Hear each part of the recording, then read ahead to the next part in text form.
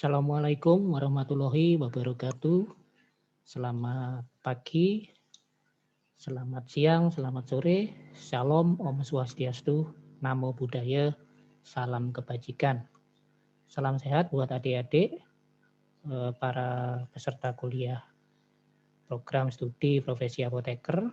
Kali ini saya akan memberikan video pembelajaran kuliah saya yang terakhir ya. Ini materi ketiga saya tentang sanitasi dan hygiene. Jadi sebenarnya sanitasi dan hygiene perorangan ini sudah saya singgung di kuliah pertama dan kedua ya. Cuman kali ini mungkin saya akan lebih spesifik menjelaskannya. Baik, saya akan share screen terlebih dahulu. Sudah terlihat ya, sanitasi dan hygiene perorangan. Hal ini sangat penting sekali ya untuk apoteker yang bekerja di industri farmasi ya. Dan sekarang ini juga sanitasi dan hygiene perorangan itu juga sangat penting buat yang bekerja selain di industri farmasi ya, terutama di rumah sakit, sarana pelayanan kesehatan seperti puskesmas ataupun apotek nantinya ya. Badan POM juga sama seperti itu, nantinya apoteker juga bisa bekerja di sarana pelayanan kesehatan tersebut ya, terutama di rumah sakit dan apotek ya. Sanitasi dan hygiene ini sangat berperanan sekali ya terhadap terutama ini ya pada saat masa pandemi seperti ini di mana penyebaran virus COVID-19 yang begitu masif ya dan begitu spreadabilitasnya cukup tinggi ya, itu dikarenakan salah satunya adalah ini karena sanitasi dan hygiene perorangan di Indonesia itu masih sangat-sangat rendah ya, sehingga COVID-19 itu sulit untuk berakhir di negara kita ya. Kenapa itu penting ya? Ini juga terkait juga nanti kalau bekerja di industri farmasi, adik-adik sebagai apoteker di industri farmasi, demikian juga karyawannya yang bekerja di industri farmasi harus sangat memperhatikan aspek sanitasi dan hygiene perorangan. Karena kalau adik-adik sudah tidak dari sisi sanitasi dan hygiene perorangannya itu sangat rendah ya susah untuk bisa masuk atau menyesuaikan dengan ritme pekerja yang ada di industri farmasi ya. Sehingga ini saya kira materi saya ini wajib sekarang ya untuk yang peminatan rumah sakit maupun apotek ya, maupun puskesmas ya. Nah, apa sih yang dimaksud dengan sanitasi itu adalah upaya yang dilakukan terhadap mesin dan peralatan ya. Mesin dan peralatan ini ada di industri farmasi dan lingkungan guna mendapatkan derajat kebersihan yang diinginkan. Jadi ada upaya di situ pada mesin dan peralatan ya serta lingkungan. Sehingga kemarin kan sudah saya sampaikan bahwa di industri farmasi itu ada masing-masing ruangan ada derajat kebersihannya yang dipersyaratkan. Maka untuk mencapai derajat kebersihan yang dipersyaratkan ini kita harus melakukan satu upaya terhadap lingkungan dan terhadap mesin dan peralatan. Ya, upayanya apa saja? Ya seperti yang sudah saya jelaskan di kemarin ya, salah satu upayanya adalah sistem tata udara kemarin itu salah satu upayanya ya. Kemudian kalau hygiene itu apa? Kalau hygiene ini bedanya di sini adalah untuk manusianya, untuk personnya. Ini kan yang sangat susah ya. Sangat susah dikendalikan ya. Seperti kita ketahui ya, COVID-19 itu korbannya sudah begitu banyak, tetapi masih saja ada manusia di Indonesia yang menyatakan bahwa COVID-19 hanya sekedar hoax. Ya, itu pendapat-pendapat yang sangat-sangat memprihatinkan menurut saya ya.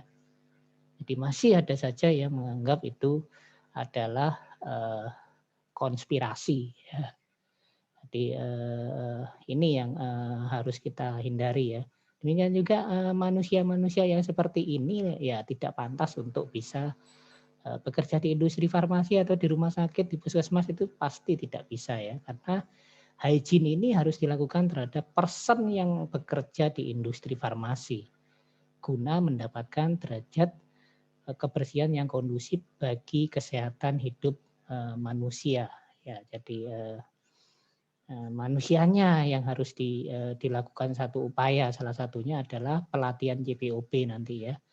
Bagaimana dia melakukan kebersihan terhadap dirinya sendiri, kebersihan terhadap lingkungannya, termasuk cara berpakaiannya, termasuk cara bekerjanya, cara bertingkah laku, cara melakukan cara menimbangnya, cara mencampur atau cara memperlakukan bahan ya dan mesin yang ada di industri farmasi. Semuanya itu nanti ada upaya di situ.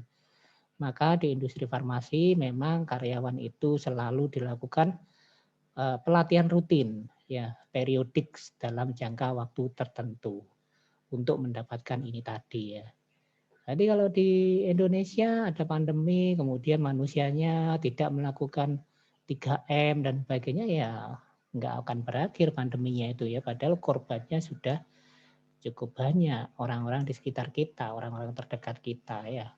Jadi seperti itu. Jadi sanitasi itu terhadap mesin dan peralatan, hygiene itu terhadap manusianya. Lanjut.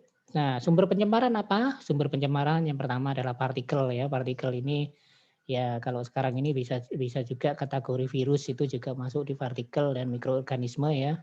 Karena virus itu lebih kecil dari mikroorganisme. Partikel ini berasal dari mana? Berasal dari tubuh kita, berasal dari pakaian ya, berasal dari sekeliling kita yang bisa melepaskan partikel. Makanya di industri farmasi pakaiannya itu dibuat sedemikian rupa sehingga tidak dibuat dari bahan yang mudah melepaskan partikel.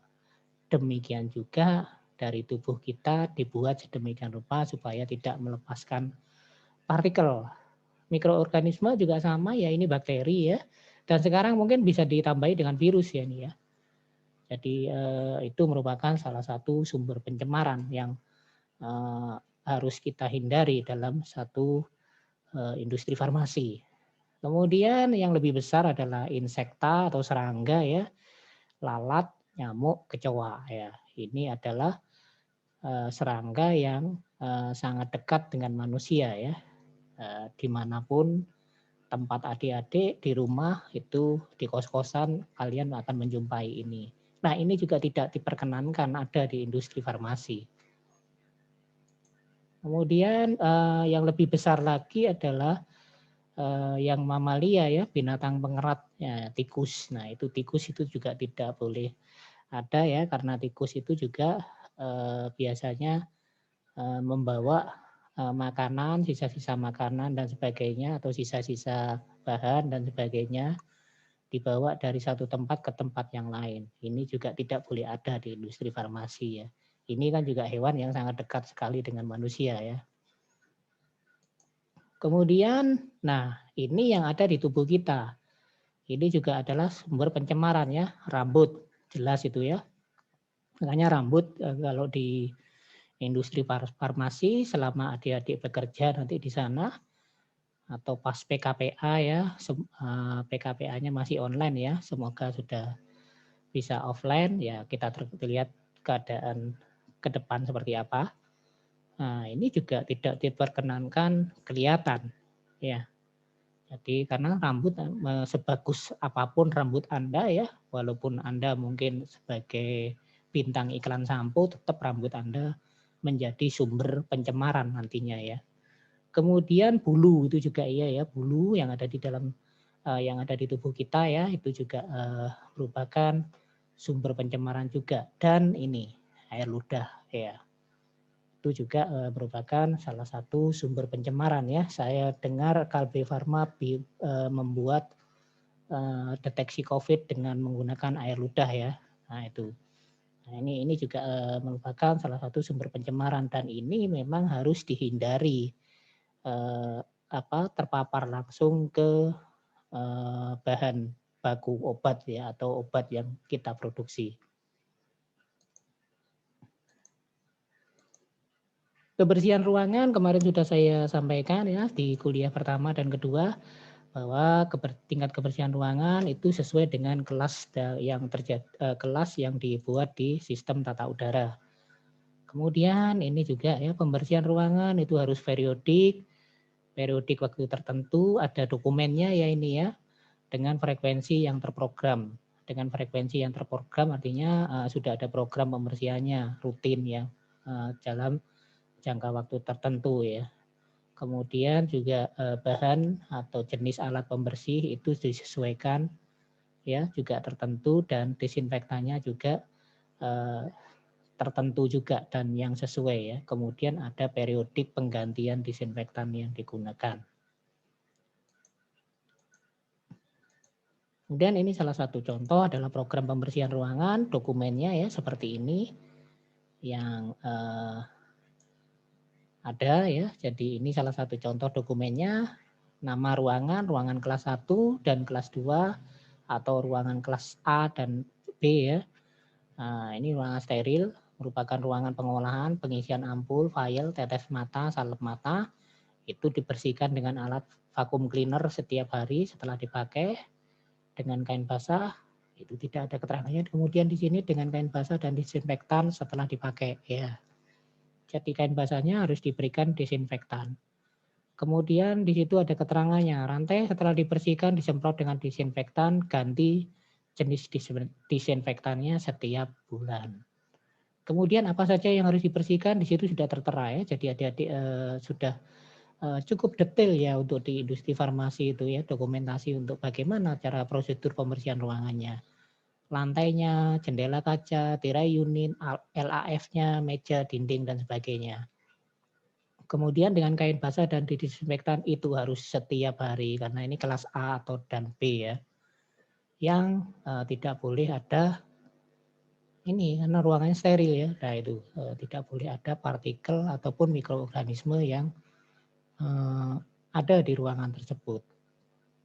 Dan virus tentunya ya. Kemudian ini ruangan kelas C dan D ya. Ini ruang kelas 3. Ruang timbang, ruang sampling, ruang proses, pengolahan, ruang kemasan primer, ruangan IPC ya, in proses control, koridor, dan ruangan cuci alat.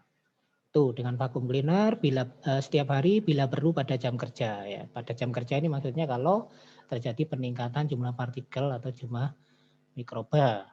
Kemudian dengan kain basah dan disinfektan dibersihkan pada setiap hari setelah jam kerja dan bila perlu pada jam kerja. Kemudian disikat juga lantainya dengan menggunakan seminggu sekali ya dengan menggunakan deterjen. Setelah itu dibersihkan dengan kain pel yang dibasahi dengan disinfektan. Itu ada keterangannya ya, bagian ruangannya apa saja, lantai dan dinding, lampu, langit-langit, jendela, boven ya.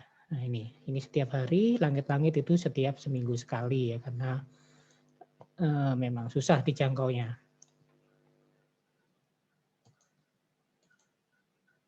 Kemudian ini meja, pintu, pegangan pintu, kursi ya, pegangan pintu ya ini ya setelah era pandemi ini kan kita selalu hati-hati ya memegang pintu dan sebagainya, tidak boleh dipegang ya. Karena itu adalah sumber pencemaran dari virus, bakteri juga ya. Nah ini kalau di industri setiap hari setelah produksi. Kemudian seminggu sekali dan seterusnya ya. Pipa, sambungan pipa dan saluran udara inlet dan outlet itu sama ya. Jadi setelah era pandemi ini kita menyadari bahwa begitu penting sanitasi dan hygiene perorangan. Karena virus itu juga mirip dengan bakteri ya, penyebarannya juga mirip penularannya ya. Kemudian ini ruangan kelas 4 ya. Jadi ini lebih ke toilet, kemudian ruangan yang di luar itu ya ruang ganti, loker, gudang, ruangan kemasan sekunder. Di situ ada lantai, dinding, toilet, kloset, dinding porselen, pintu, pegangan pintu. Nah ini ya, tempat cuci tangan. Nah, cuci tangan pun itu sekarang kalau bagian yang untuk mengeluarkan apa mengeluarkan sabun cuci tangannya ya, itu kan dipegang oleh banyak orang, itu pun juga sekarang ada yang tidak perlu dipegang, pakai sensor bisa langsung keluar sendiri dan seterusnya ya, itu terpikirkan setelah sekarang ya, era pandemi seperti ini. Saluran pembuangan air, di situ ada keterangannya ya, dengan vakum cleaner setiap hari, dengan kain basah. Nah, frekuensinya tidak terlalu sering seperti yang di kelas yang kebersihannya lebih tinggi ya, sehari 2 kali bila perlu pada jam kerja. Kemudian ini disikat itu seminggu sekali dengan menggunakan deterjen dan diikuti dengan lap basah. Itu dan seterusnya ya. Kalau pegangan pintu itu harus setiap hari.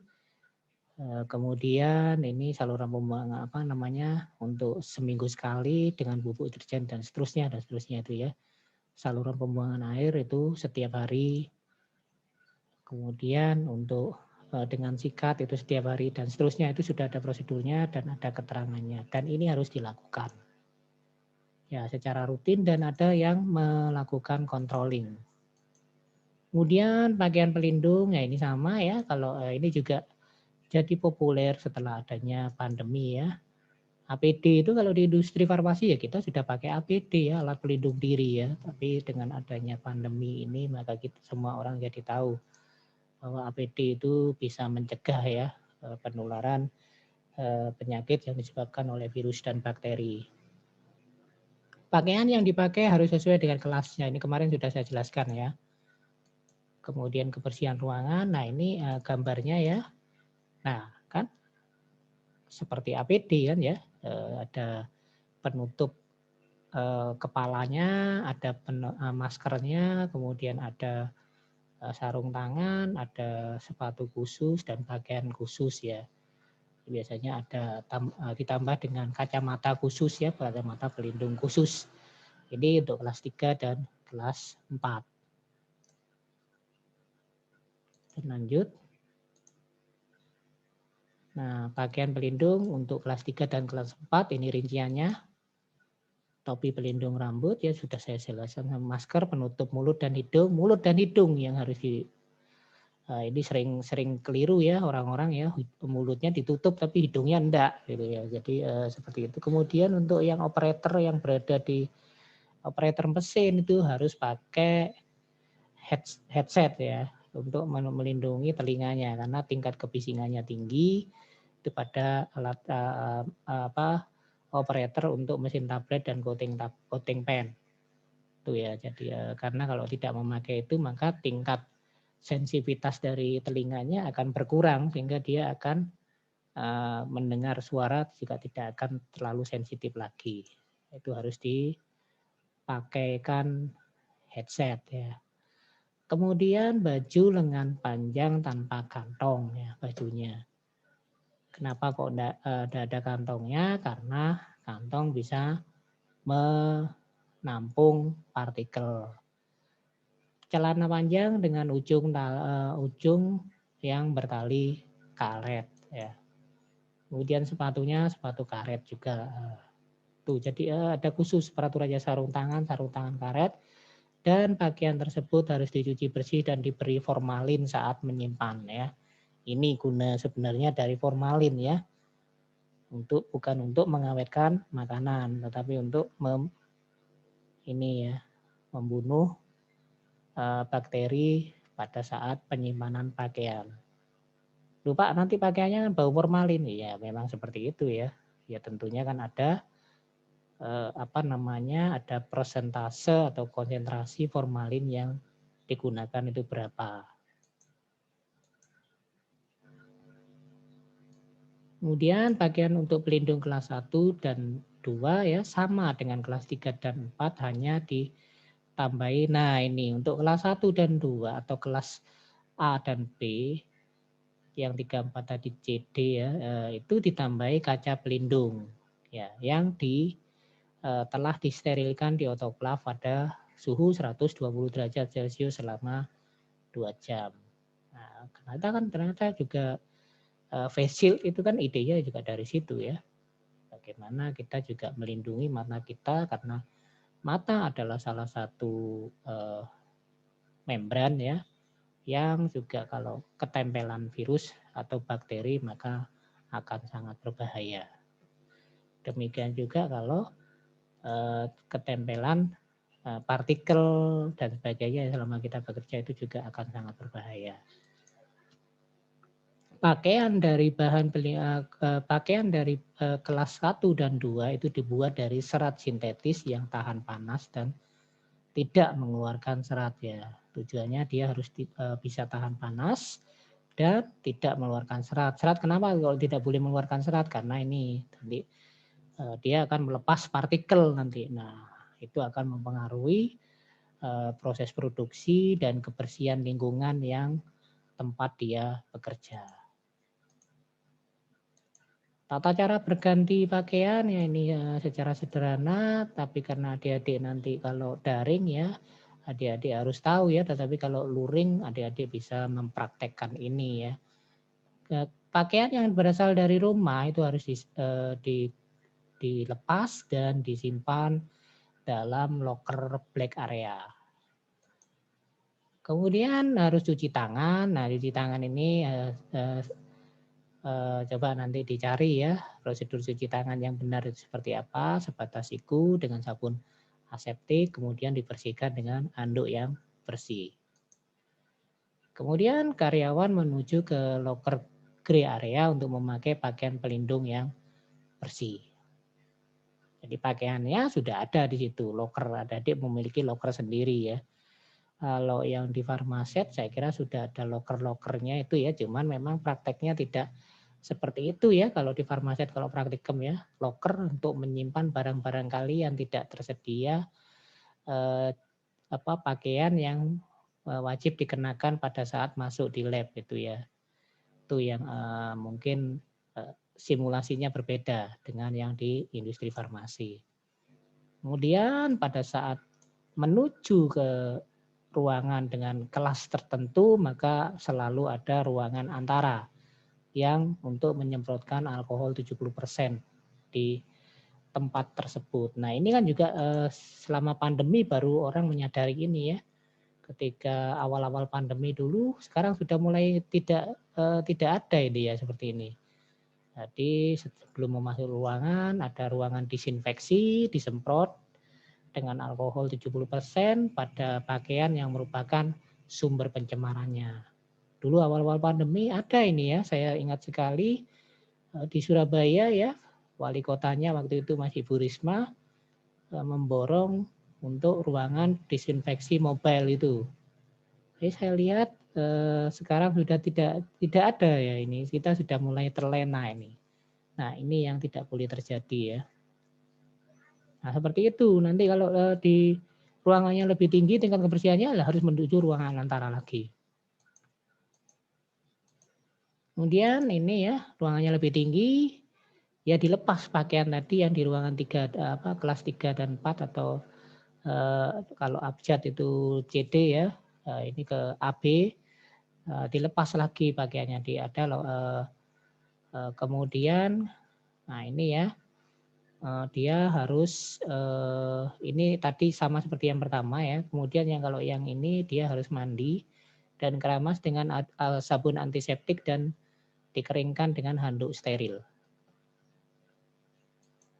Kemudian dia harus ke lokernya white area memakai pakaian pelindung yang telah disterilkan dengan autoclave dari suhu 120 derajat selama 2 jam. Kemudian ada penyemprotan cairan antiseptik ya, BKC 0,1% ya, benzalkonium klorida ya 0,1%.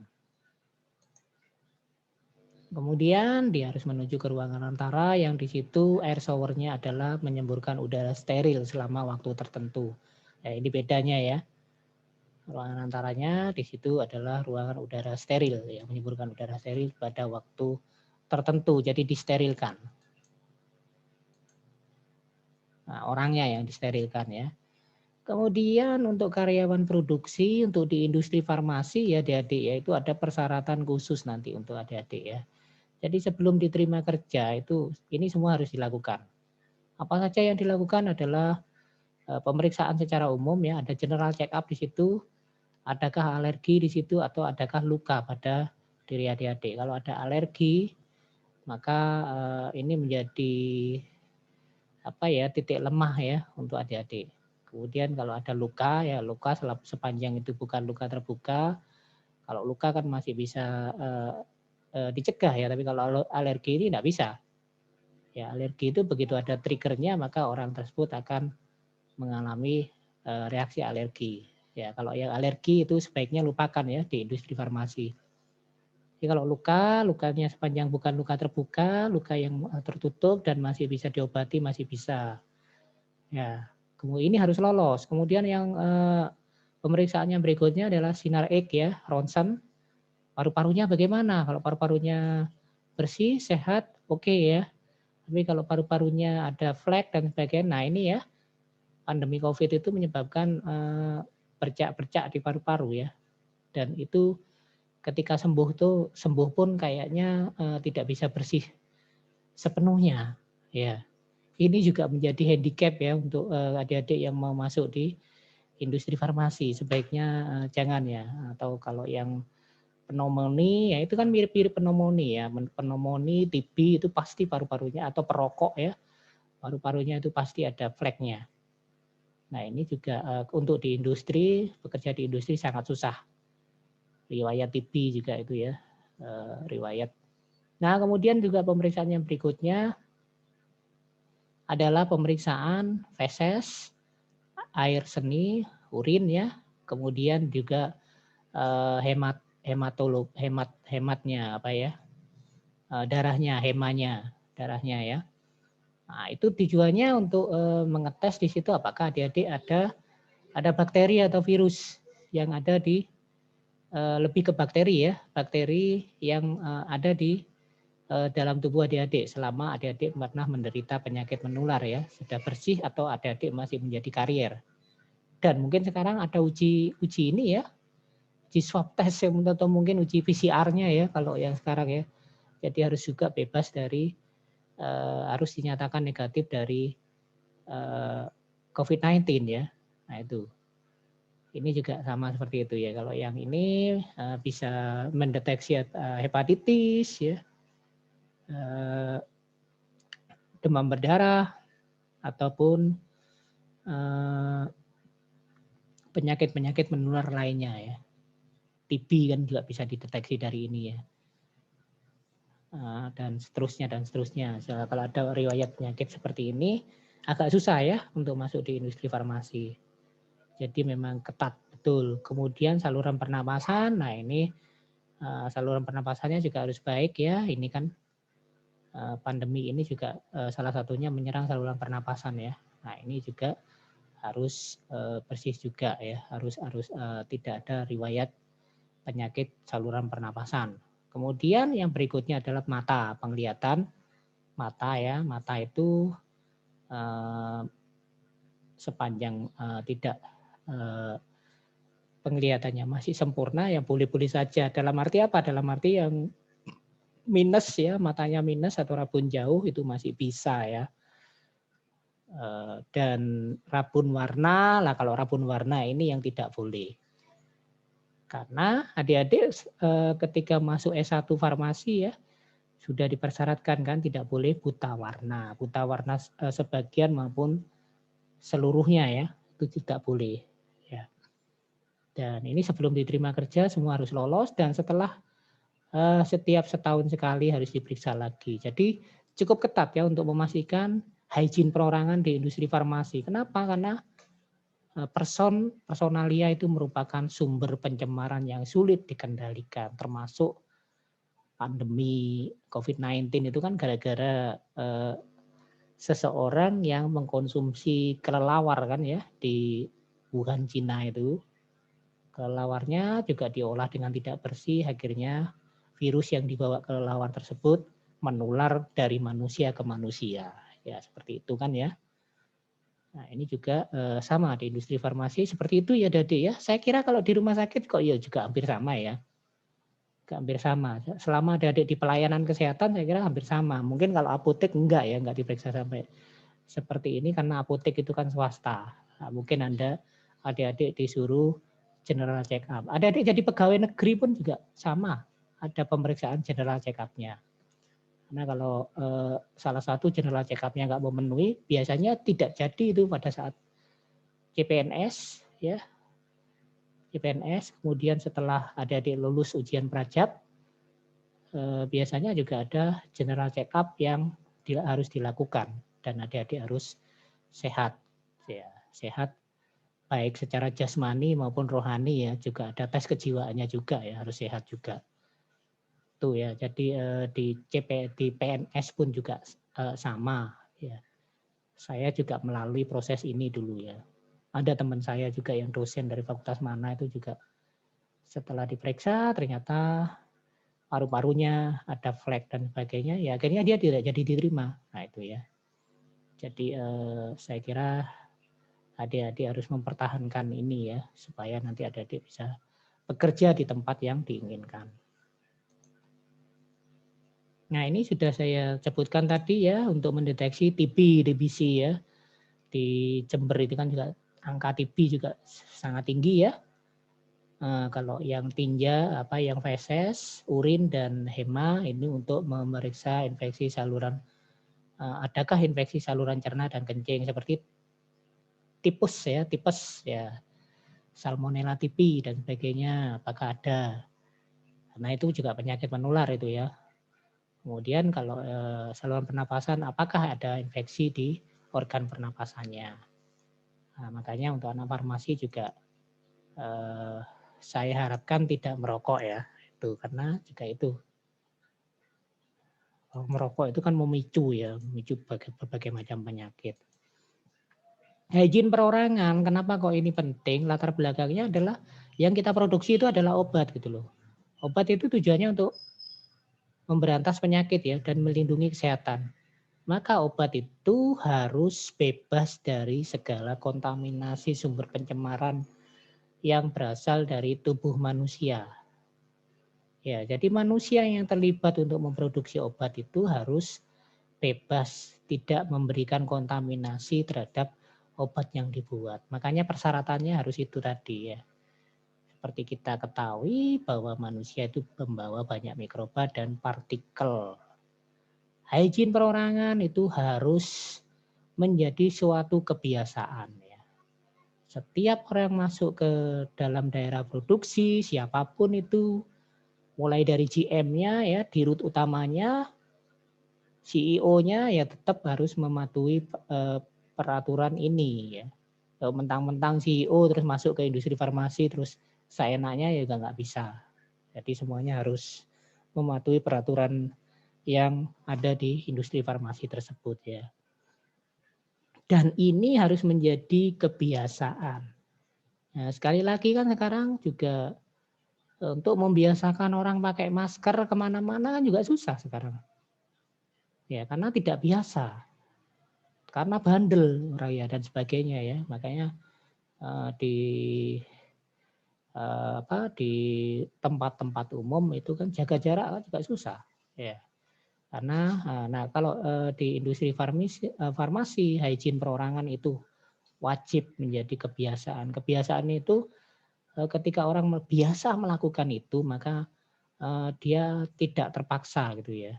Nah, itu. Jadi ini termasuk ini ya dari tamu, teknisi ya, baik sampai GM-nya atau CEO-nya atau kepala pabriknya ya tetap harus mematuhi bagaimana tata cara memasuki ruangannya.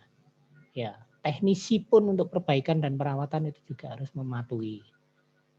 Staf manajemen pengawasan mutu, tenaga kontrak, personalia yang lagi melakukan perbaikan infrastruktur dan sebagainya itu semuanya harus mematuhi ya. Sehingga obat yang dibuat tadi harus bebas dari cemaran partikel dan mikroba yang berasal dari tubuh manusia.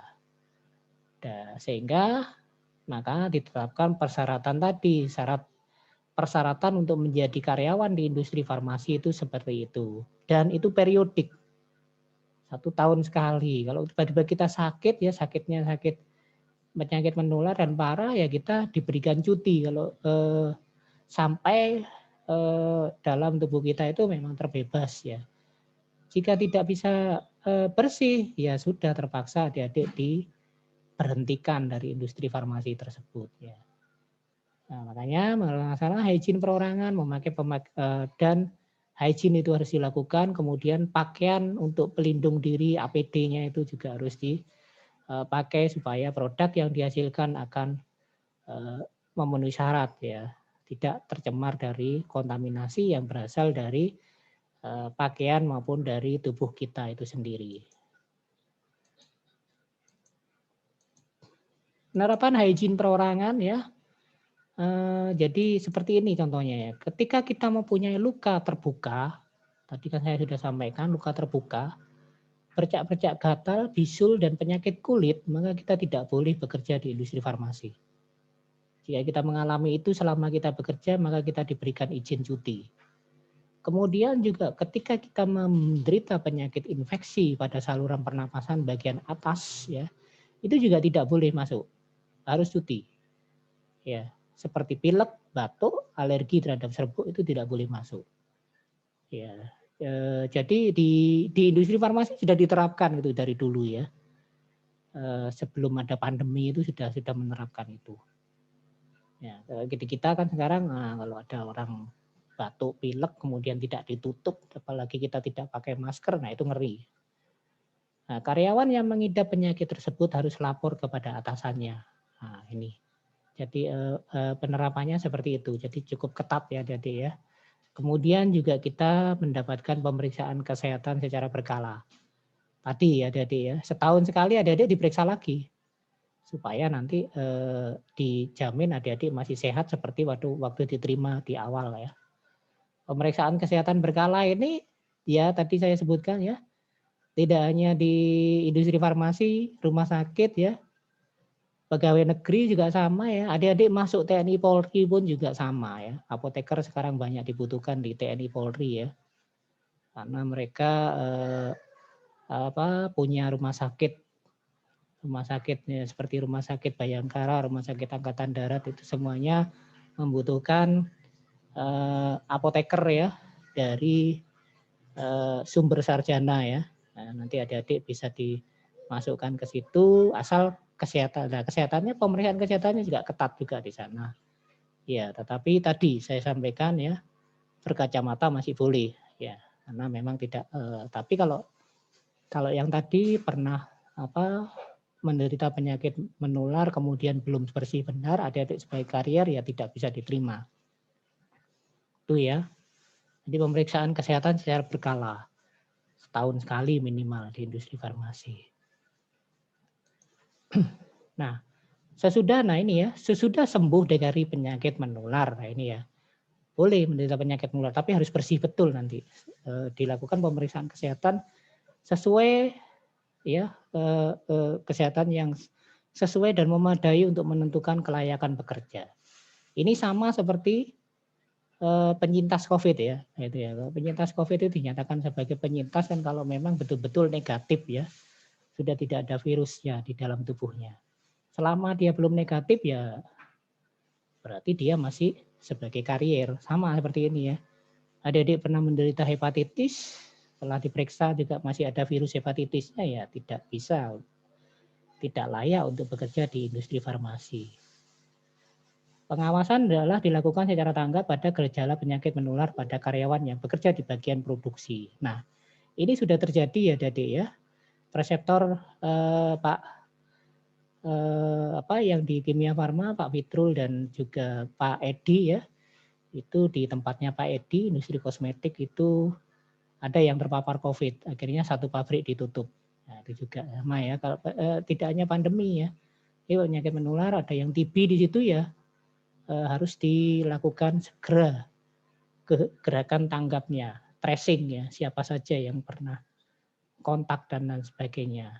Nah, jadi industri farmasi sudah melakukan duluan ini. Kemudian kebersihan perorangan, nah ini ya, ini saya kira sudah lazim ya, Yang pertama, mandi secara teratur ya. Jadi untuk apoteker itu wajib memang ya, mandi itu tidak boleh bolong-bolong ya, harus mandi ya sehari 2 kali.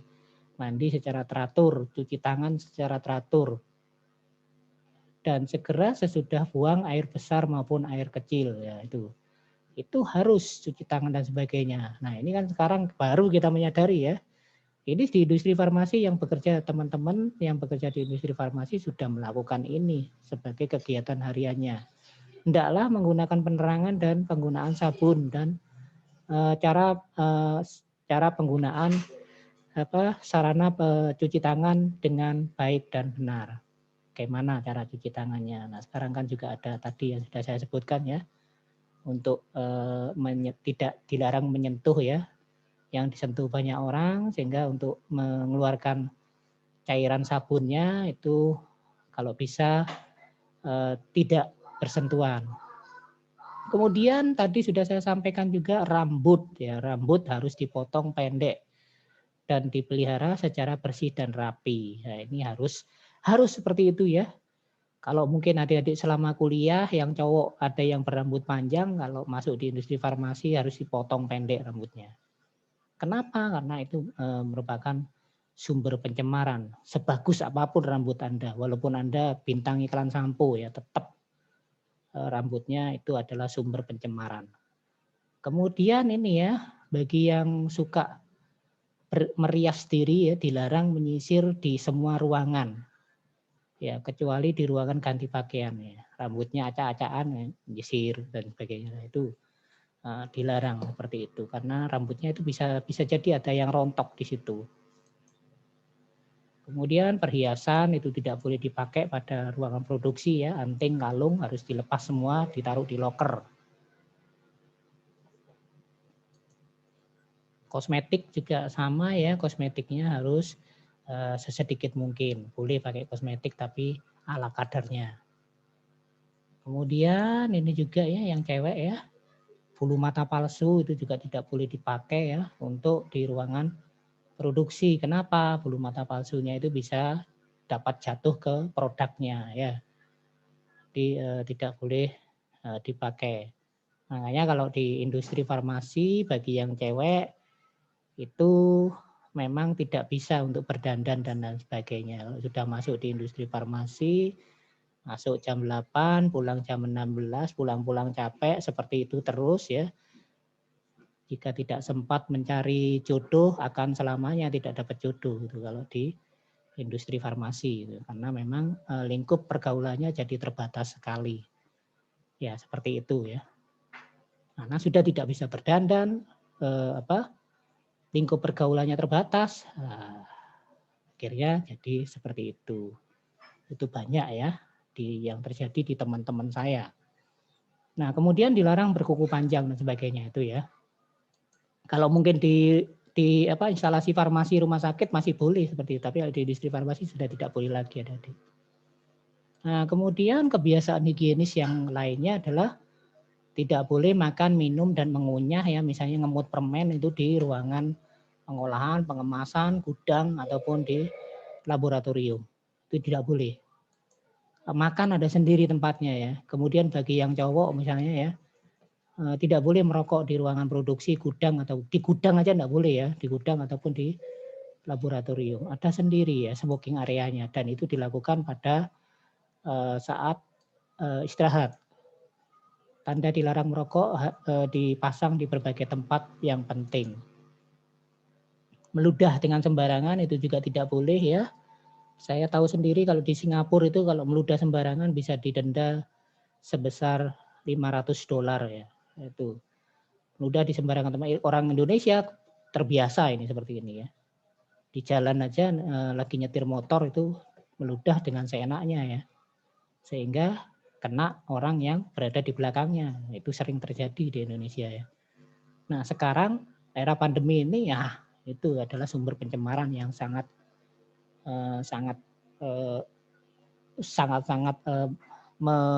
menyebabkan pandemi ini nggak selesai-selesai gitu ya. Di industri farmasi itu tidak boleh ya. Setahu saya di negara tetangga kita itu ada denda. Nah, itu di Indonesia belum ada, ya. Terutama di ruangan produksi, laboratorium ataupun di gudang tetap tidak boleh. Kebersihan dan keteraturan ruangan kerja hendaknya selalu terpelihara ya. Adik-adik misalnya sudah jadi supervisor di situ ya ruangan kerjanya harus teratur ya. Karena itu juga menjadikan pengaruh karena berada di lingkungan produksi. Kemudian kebersihan dan keteraturan dibersihkan, pembersihan juga harus dibersihkan dengan sebelum dan sesudahnya. Itu sudah ada petugas untuk yang membersihkan dan harus secara rutin ya. Kalau di kampus itu saya melihat tidak rutin ya. Tidak rutin ya, karena memang tidak menjadi suatu keharusan. Tapi kalau sekarang harus rutin ya. Karena pandemi ini harusnya sudah menyadari di tempat saya, di kampus, di ruangan itu tidak setiap hari dibersihkan. Pada saat sebelum pandemi ya. Tidak tahu kalau setelah pandemi ini. Kemudian ada lemari pakaian adalah dibersih itu ya lokernya dipelihara dan senantiasa bersih dan rapi.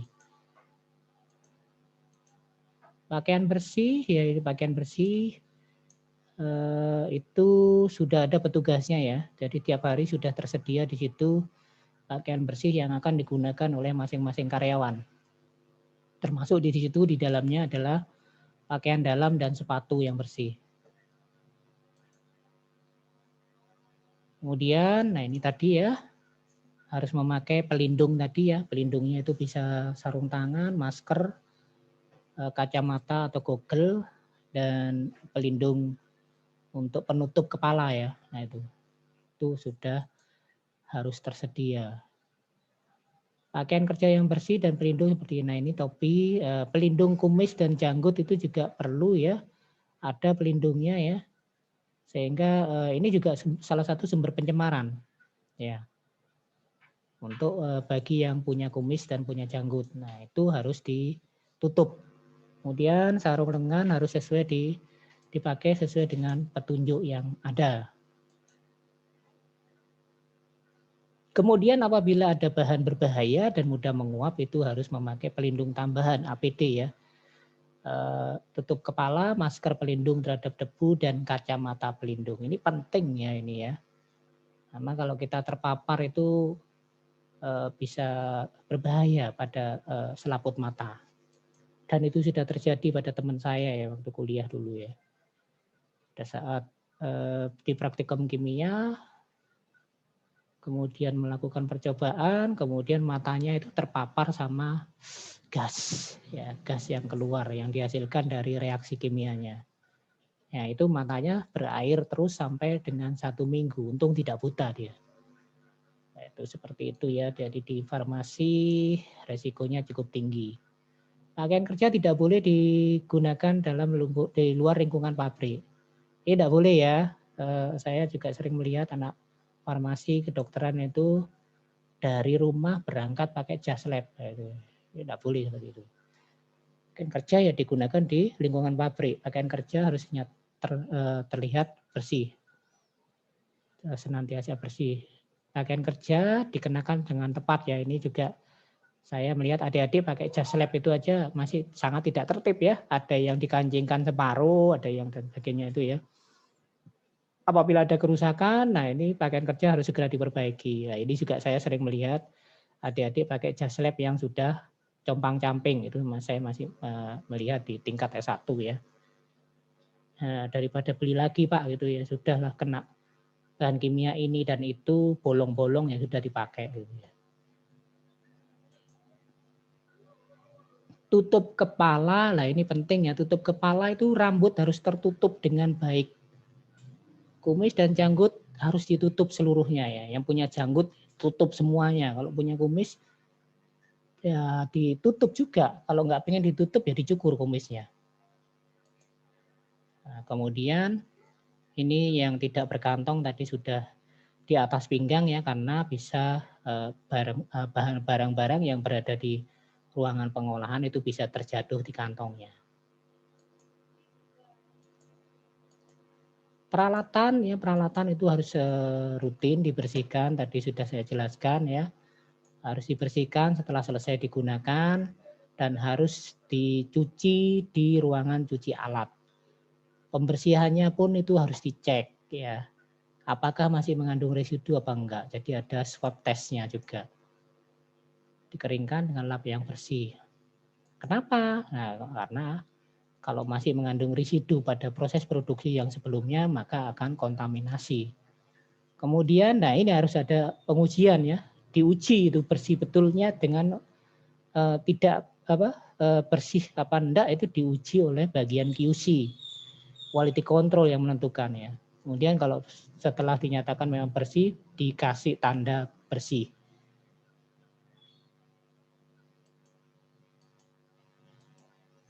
Nah ini ya tadi ya harus tervalidasi, ada metode swab ya. Gitu ya. Jadi kalau Anda pandemi ini mengenal metode swab ya di industri farmasi sudah lebih dahulu. Swab ya, uji hapusan di swab, ada enggak residunya? Itu dicek kemudian. Atau metode bilasan terakhir. Bilasan terakhirnya masih mengandung residunya enggak? Dan ada juga metode placebo dengan bahan inet.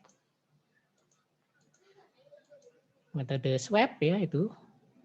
Peralatan yang sudah dicuci bersih, dikeringkan, kemudian diswab dengan kapas, dicampur dengan larutan pelarut dari zat aktifnya, kemudian yang sebelumnya sudah yang digunakan pada mesin dan peralatan tersebut.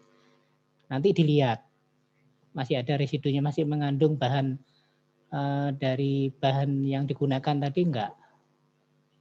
Itu ya. Nah ini prosedurnya, peralatan kapas tersebut diperas, larutannya yang tertinggal diperiksa absorbansinya. Apakah menunjukkan adanya puncak di situ. Kalau ada berarti masih ada bahannya. Bila terjadi puncak berarti masih ada residu dan maka harus pembersihannya belum bersih itu. Maka tidak bila negatif, dia berarti sudah bersih.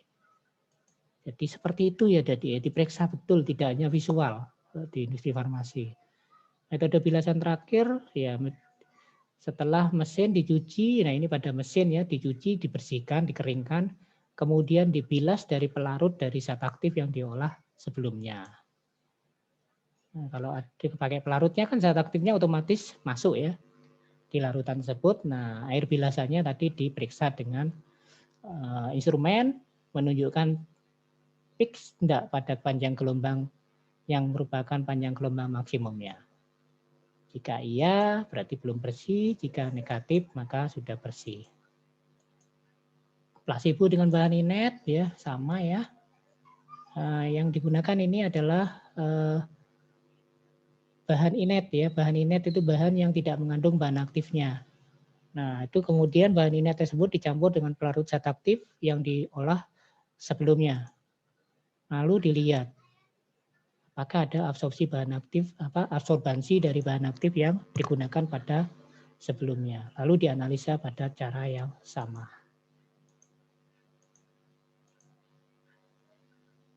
Nah ini ada studi kasus ya yang adik-adik akan hadapi ya di industri. Pada saat proses tableting tiba-tiba terjadi kerusakan pada mesin tablet. Sesuai dengan azas sanitasi pada persyaratan CGMP, tentukan langkah yang harus kita lakukan supaya perbaikan mesin tablet tadi bisa menghindarkan dari proses kontaminasi. Ya ini coba dijawab ya, walaupun nanti di slide selanjutnya sudah ada jawabannya. Nah ini coba dijawab. Nanti juga ini tugas ini silakan dikumpulkan.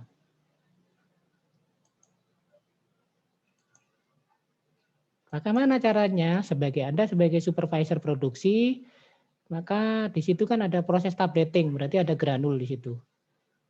Granulnya masih ada di hoppernya. Itu kita harus tampung dalam wadah kantong plastik, rangkap ya, rangkap. Kenapa kok rangkap? Terpisah, kemudian dikasih zat pengering, lalu ditutup rapat. Kemudian diberikan identitas dan disimpan di ruang karantina. Jadi yang masih tertinggal itu harus kita amankan dulu, kemudian masuk ruang karantina. lalu baru kemudian kita memanggil teknisi ya. Teknisi yang masuk ke ruangan produksi itu harus melakukan prosedur seperti karyawan lainnya. Maka dia harus mandi dengan sabun antiseptik, berganti pakaian kerja sesuai dengan pakaian kerja khusus yang sesuai untuk ruangan produksi tersebut. Kemudian karena ini terlibat dengan mesin ya, setelah diperbaiki, teknisi meninggalkan ruangan mesin tablet, maka ini harus dibersihkan ulang dan divalidasi. Cara validasinya seperti yang tadi itu. Bisa uji swab ya, uji swab, bilasan terakhir atau pakai bahadinet. Nah, divalidasi bahwa tidak ada sisa-sisa, terutama ini ya, karena itu mesin, maka sisa-sisa oli, pelumas, serat lapar bersih, serta bahan pembersih serta sisa granul di mesin tablet tadi. Itu harus dipastikan dan itu harus dilakukan oleh bagian QC. Kemudian mesin tablet tadi setelah dinyatakan bersih dan layak dipakai, ya ini harus divalidasi oleh bagian QC ya. Baru nanti granul dan tablet yang tadi pada ruangan karantina dimasukkan lagi di hoppernya, mesin tablet diset kembali dan sehingga tablet yang tadi terhenti prosesnya itu bisa menghasilkan tablet sesuai dengan kualifikasi yang telah ditetapkan. Ya, proses tableting ini harus boleh dilanjutkan ketika sudah dirilis oleh bagian QC, bukan bagian produksi ya. Jadi bagian QC yang membolehkan proses tableting tadi boleh dilanjutkan. Itu studi kasus yang akan kalian hadapi nanti. Kemudian ada studi kasus yang lain ya. Seorang karyawan produksi tablet antibiotika golongan beta laktam, tiba-tiba pada saat proses produksi dia dorongan biologis ya, kebelet BAB gitu ya. Nah, dia sedang bekerja pada ruangan gray area. Sesuai dengan persyaratan kebersihan dan hygiene pada GMP dan JPOB, tentukan langkah-langkah yang harus dilakukan supaya nanti produk yang diproduksi bisa terhindar dari kuman atau bakteri Escherichia coli. Ya, ini yang ada di feses ya. Nah, bagaimana cara melakukannya? Anda sebagai supervisor produksi, langkah-langkahnya harus seperti tadi ya, step by step. Itu juga tolong dikerjakan sesuai dengan versinya Anda ya, tidak melihat jawaban dari slide saya. Karyawan tersebut harus keluar ya, dia kan mau BAB, berarti dia harus keluar melewati air shower, di mana itu disemprotkan udara bersih ya, yang telah difilter dengan HEPA filter. Dan bagian bawahnya sudah divakum. Selanjutnya karyawan tadi masuk ke locker di gray area, lalu melepaskan bajunya dan menempatkan pada wadah plastik yang sudah dipersiapkan. Jadi langsung dimasukkan di plastik pakaian yang sudah digunakan tadi. Kemudian karyawan tadi, nah karena toilet itu adanya di black ya, di black area, maka dia menuju ke locker black area untuk BAB. Setelah selesai dia harus mencuci tangan dengan bersih dengan menggunakan sabun antiseptik, kemudian membersihkannya dengan handuk bersih dan pindah ke locker gray. Nah, kemudian setelah selesai hajatnya tadi ya, diselesaikan, maka karyawan tersebut harus berganti pakaian yang bersih. Pakaiannya bukan pakaian yang tadi ya, tapi pakaian yang baru lagi, yang bersih. Kemudian dia menuju ke ruangan air shower yang kemudian dia kembali lagi ke ruangan yang tadi di gray areanya.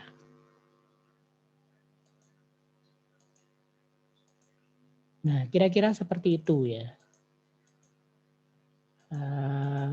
Studi kasus yang lain lagi, bagaimana jika hal ini terjadi ya pada ini ya karyawan yang kali ini tugas juga ya.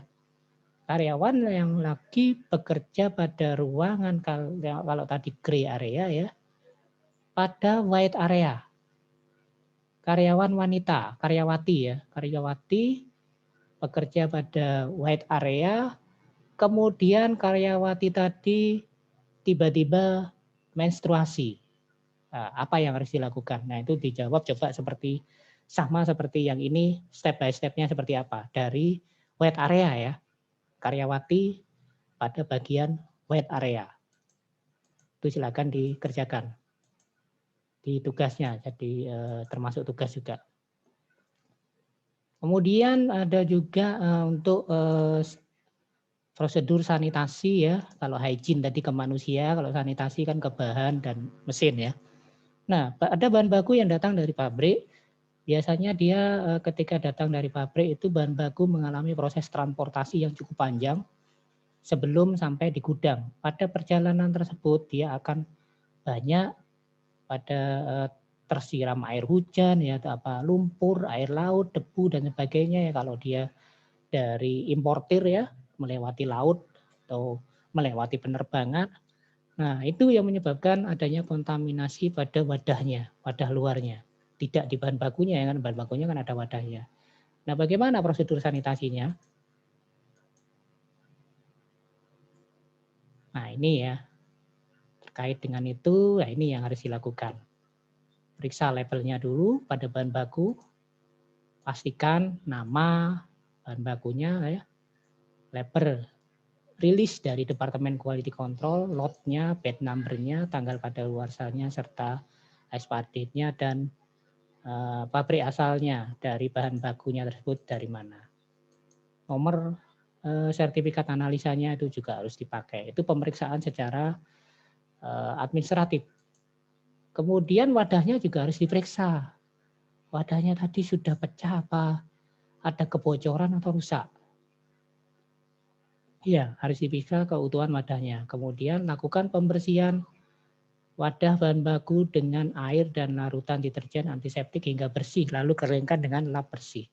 Ya, wadahnya harus setelah kita periksa semuanya tadi, maka kita harus bersihkan dengan air dan kombinasi deterjen atau antiseptik, lalu dikeringkan dengan lap bersih. Lalu kita bawa bahan baku tersebut ke ruangan antara atau airlock untuk penimbangan dengan troli ya, yang sudah dibersihkan. Kemudian, nah ini yang penting ya, yang masuk hanya kantong plastik bersih bahan baku saja, tidak berikut wadahnya ya.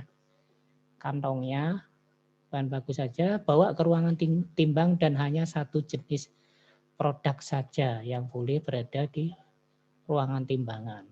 Jadi kalau adik-adik masih sering ini melakukan di praktikum ataupun di skripsinya ya, di industri farmasi tidak boleh. Harus satu. Kenapa kok seperti ini? Coba dijawab, itu juga tugasnya ya. Kok hanya satu saja yang boleh berada di ruangan penimbangan. Kemudian pada saat penimbangan kita harus lakukan pengecekan kebersihan ruangan timbang ya, harus bebas dari sisa-sisa material, label, wadah kantong plastik dari penimbangan terdahulu.